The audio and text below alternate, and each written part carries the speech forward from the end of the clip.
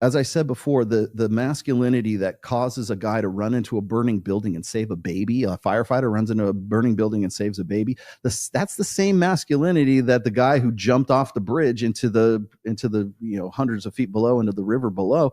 It's the same thing. It's just applied differently. But one is toxic. One is, this is why women have longer lives. The other one is, oh, this is pro-social. Well, when the floodwaters rise, we need men. One is, we need men because they're a great utility. You're a servant. You're a tool. We need this. Oh, break up a fight? How awesome would that be? Well, the same thing is like when you see some kid head stomp some other kid, that's masculinity.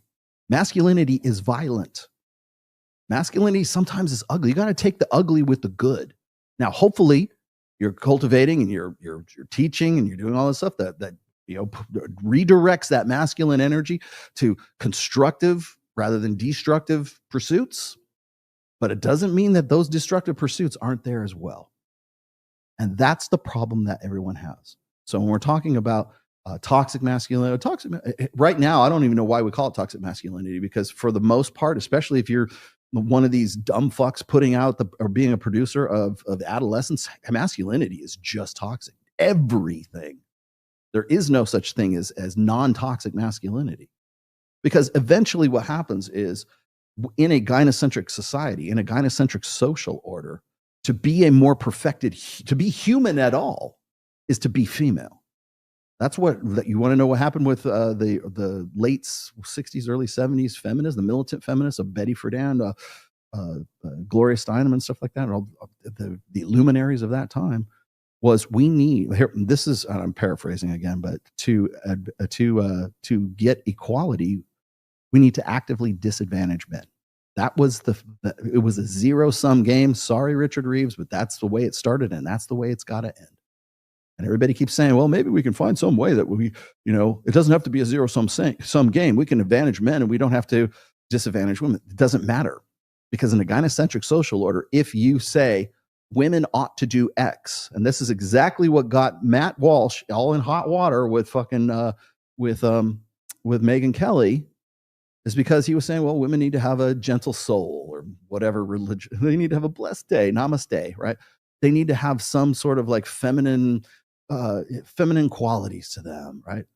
Women don't hear quiet soul, quiet spirit. They don't hear, they don't hear classic femininity in the words of a man, Matt Walsh. You know what they hear?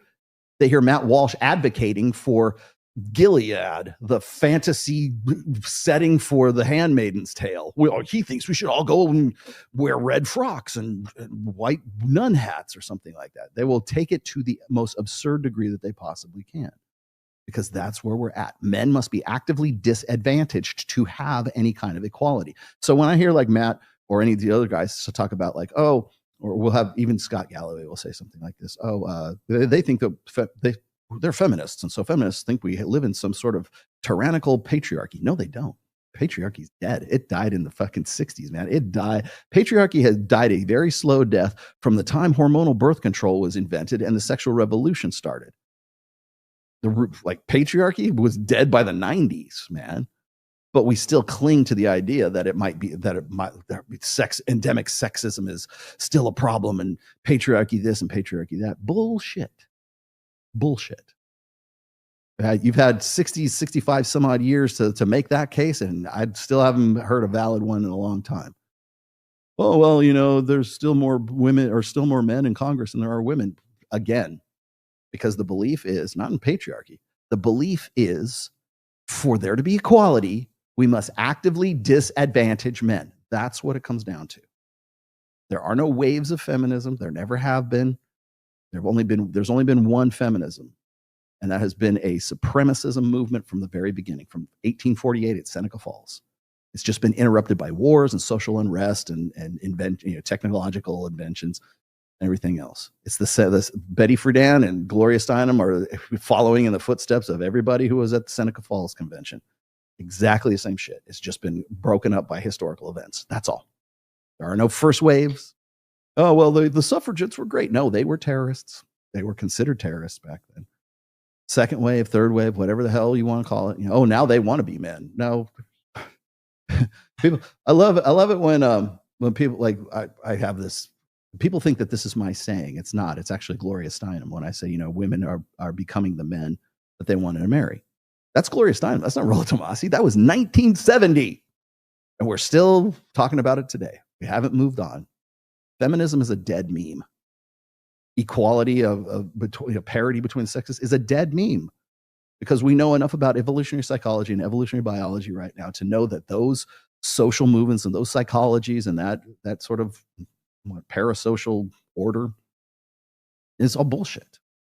The blank slate, bullshit. Social constructionism, well, guess what? Anything social is downstream from biology. Social constructionism, bullshit. Egalitarianism, well, we know that whenever you put women, how do women organize society? In communitarianism, just like they would do in a hunter-gatherer tribe. The women all are the berry pickers, and they stay in their circle, and men go out and they have hierarchies. Men are hierarchical, women govern in the round.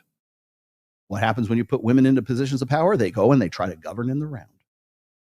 Women will trade liberty for security, because they are the vulnerable sex. Who's going to provide the security? Men. That's who's going to supply it for.